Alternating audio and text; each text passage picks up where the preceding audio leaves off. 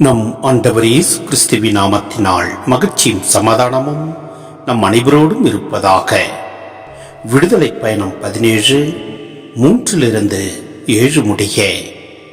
அங்கு தண்ணீர் இன்றி தவித்ததால் மக்கள் மோசேயை எதிர்த்து முறுமுறுத்து, நீர் எகிப்திலிருந்து எங்களை வெளியேற செய்தது எங்களையும் எங்கள் பிள்ளைகளையும் கால்நடைகளையும் தாகத்தால் சாகடிக்கவா என்று கேட்டனர்.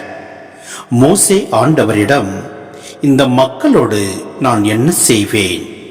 இன்னும் கொஞ்சம் போனால் என் மேல் கல் எறிவார்களே என்று கதறினார்.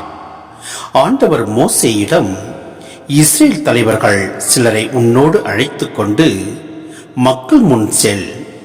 நைல் நதியை அடித்த உன் கோலையும் கையில் எடுத்துக்கொண்டு போ. இதோ நான் அங்கே ஒரேபில் உள்ள பாறையில் உனக்கு முன் நிற்பேன். நீ பாறையை அடி, மக்கள் குடிக்க அதிலிருந்து தண்ணீர் புறப்படும் என்றார். இஸ்ரேல் தலைவர்கள் காண மோசே அவ்வாறே செய்தார்.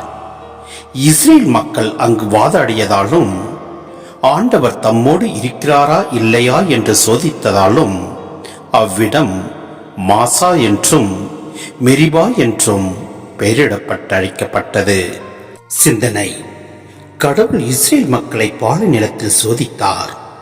இஸ்ரேல் மக்களும் கடவுளை சோதித்தனர். அவரிடம் முழு நம்பிக்கை இல்லாததால் அறிகுறிகள் புதுமைகள் கேட்டனர். நீர் எங்களுடன் இருந்தால் இதை இங்கேயே இப்பொழுதே செய்யும் என்றனர். இத்தகைய சோதனை பாறையிலிருந்து நீர் வரும் நிகழ்ச்சியில் இடம்பெற்றுள்ளது. மோசேயும் அங்கு சோதனைக்கு உட்படுகின்றார். பிற்கால மரபு இப்பாறையை கடவுளின் உருவகமாக கண்டது. கடவுள் வாழ்வளிக்கும் ஊற்று, மக்கள் மத்தியில் வாழ்பவர். இப்பாறை இஸ்ரேல் மக்களுடன் பாலை நிலத்தில் பயணம் செய்ததாக பவுல் குறிப்பிடுகின்றார். 1 கொரிந்தியர் 14 நாம் இவ்வாறாக பார்க்கின்றோம். பவுல் கிறிஸ்தவர்களின் திருமுழுக்கு மற்றும் திருவிருந்து அருட்சாதனங்களின் அடிப்படையில் இஸ்ரேல் மக்கள் செங்கடலை கடந்த நிகழ்வையும் பாலைவனத்தில் மன்னாவை உண்டு பாறை நீரை பருகிய நிகழ்வையும் விளக்குகிறார். இந்த நிகழ்வுகள் கிறிஸ்தவர்களின் இவ்விரு திருவருட்சாதனங்களுக்கும் முன்னடையாளமாய் திகழ்கின்றன. இதன் மூலம் பழைய இஸ்ரேல் மக்களுக்கும் புதிய இஸ்ரேல் மக்களுக்கும் இடையே நிலவும் தொடர்பை அவர் எடுத்து காட்டுகிறார்.